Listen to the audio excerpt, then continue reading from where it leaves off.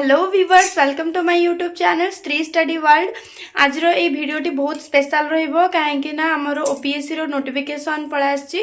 जेहेतु मु आगुर भी कहि एग्जाम पैटर्न जानिया पई एग्जाम को टाइप रो होछि जानिया पई खाली मु गोरथर अटेम्प्ट दे देछि, तो से अटेम्प्टटा मो हिसाब रे तो काउंट करूनी, किंतु ओपीएससी हिसाब रे सेटा काउंट हबो।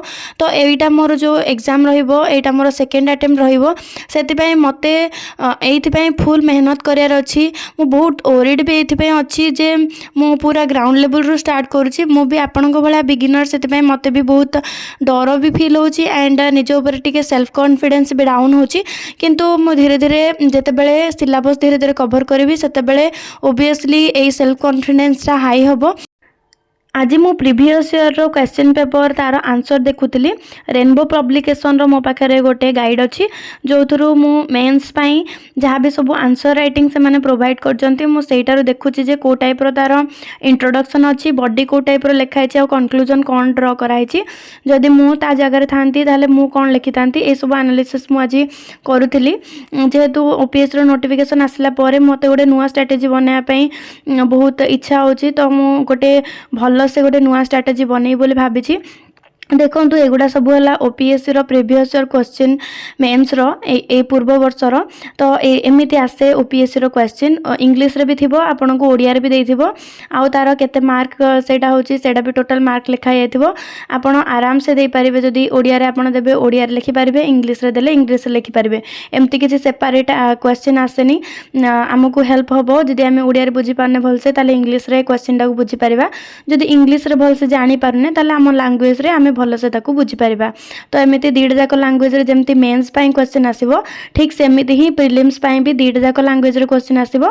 गोटे रो रे दीटा रो रे डिवाइड हेतबो पेपरटा, गोटे रो रे से माने इंग्लिश रे देथिबे क्वेश्चन, तार ऑपोजिट रो रे ओडिया रे सेही क्वेश्चन टाकू दिया हेथिबो। मु आपनकू आगुर भी ओपीएससी रो प्रीलिम्स क्वेश्चन पेपर देखे देछि, सेटा आपन देखि देबे।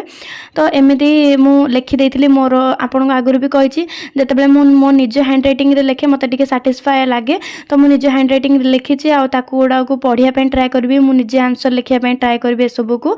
तो जीएस 1 2 3 4 सब गुडा मु एमिति लिखि नेछि। एसे पेपर रो भी आउ मोर ऑप्शनल अछि फिलोसफी, मु फिलोसफी पेपर रो भी लिखि नेछि।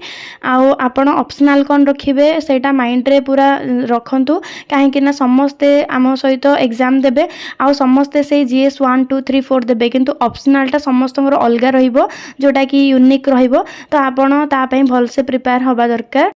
A previous year question paper मु ओपीएससी वेबसाइट रू ही डाउनलोड करके तापर निज हैंड रिटन लिखिचे, आपण मध्ये ओपीएससी वेबसाइट रू डाउनलोड करि परिबे।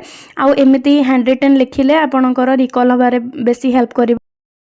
आम समस्त को फॉर्म फिलअप करार अच्छी, आउ एकाठी पाठ पढ़ी के सफल हबार अच्छी। तो आज मेहनत करबा आरंभ कर दिंतु जदि आज जाए आप सीरीयस हो नथिले।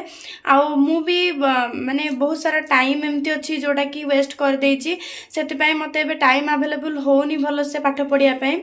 मु भी रिग्रेट फील करूछि, आगु को एमती न हो आपण भी रिग्रेट फील करंतु। सेति आपण स्ट्रेटजी मेकिंग करंतु, आपण भल से सिलेबस को देखंतु, प्रीवियस क्वेश्चन पेपर को देखंतु, तापरे जोरदार आपणकर प्रिपरेशन जर्नी स्टार्ट करंतु। तो एज लिमिट कौन रहिबो आउ लास्ट डेट कौन रहिबो ए सब विषय रे मु डिटेल्स आगो कहिबी। फ्रेंड्स, आज मु छात पर पढ़ाई पे आसली, आउटर माहौल मते बहुत भल लागुची। घरे पढ़ी पढ़ी टिके बोर लागुतला, आउ मु बहुत टेंशन रे भी अच्छी जे ओपीएससी तार नोटिफिकेशन रिलीज कर सारची। आमे फॉर्म फिलअप एथर करि परिबा। 10 तारीख ठू आरंभ करी गोटे मास जाए ओपीएससी टाइम देछि। 10 जनवरी ठू आरंभ करी 10 फेब्रुआरी जाए टाइम अच्छी। आउ तार वैकेंसी आसी 200टा पोस्ट आसी, ता भितर ओएस पाई खाली पोस्ट अच्छी 30टा, पूरा जनरल आउ एससी बीसी ओबीसी सब मिसेकी 30टा अच्छी। आउ ओएफएस पाई 46टा वैकेंसी अच्छी। आउ मु बहुत बेसी डीपली जाइनी। आउ आपणकर एज लिमिट रहिबो 21 टू 38। मु आगुर भी आपन गोटे वीडियो रे जणे देछि। आउ आपणकर क्वालिफिकेशन रहा दरकार, ओनली ग्रेजुएट हेतिबा दरकार, आउ किछि भी नीडेड नुहो। खाली आपण ग्रेजुएट जदि कोनोसी भी सब्जेक्ट रे ग्रेजुएशन करिदिबे ताहाले आपण एलिजिबल ओपीएससी ओसीएस दवा पई। आउ सिलेबस आपणक पाखरे जदि नाही, जो माने सब सिलेबस डाउनलोड करि पानांती, मु डिस्क्रिप्शन रे टेलीग्राम चैनल रो लिंक दे देबी, सेठो आपण सिलेबस पाई जिवे।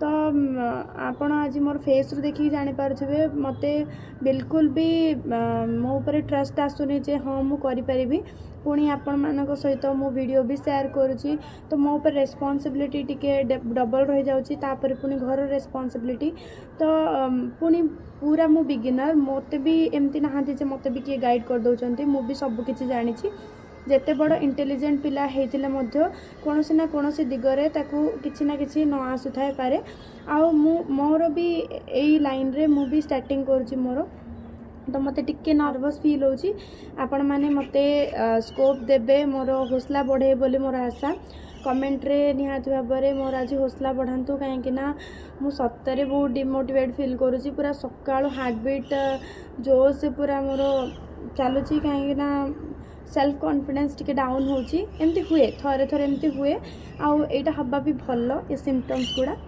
आउ आपण भी जदि प्रिपरेशन स्टार्ट करि नाहंती स्टार्ट करि नियंतु आउ मु भी भाबिची जे ए 15 डेज रो चैलेंज को एट रखी कि मु गोटे भल से मोर स्ट्रैटेजी प्रिपेयर करी कि मु ताकू फॉलो करिवि तो एठी मु एमती सब मोर सिलेबस ता सहित सब बुक्स नै के आसीची मु एई ऊपरे बढ़िया माहौल अछि एठी मु मोर स्ट्रैटेजी बनै बेबे आपण सहित निहाती शेयर करी जे मोर स्ट्रैटेजी कौन रहिबो आ स्टडी प्लान कौन रहिबो आ आज ठारू बहुत हार्डवर्क भी हबो कहीं ना पूरा ओपीएससी नोटिफिकेशन रिलीज करिछि आ 200 टा ही ओनली सीट अछि तो कंपटीशन बहुत टफ होबा जाउछि आ आज ठू बहुत सारा मेहनत भी हबो कनेक्ट हेकी थांतु जानिया पई जे मु केते बेल टाइम रे केमिति टाइम मैनेज करिकी पढुची आज वीडियो रे एतिकी ही जदि आज वीडियो आपन को भल लागि थाए वीडियो को गोटे लाइक कर देबे चैनल रे नुआ थिले चैनल को सब्सक्राइब कर देबे एमिति ही नुआ नुआ मोटिवेशनल वीडियो सहित आपण को सहित देखाबी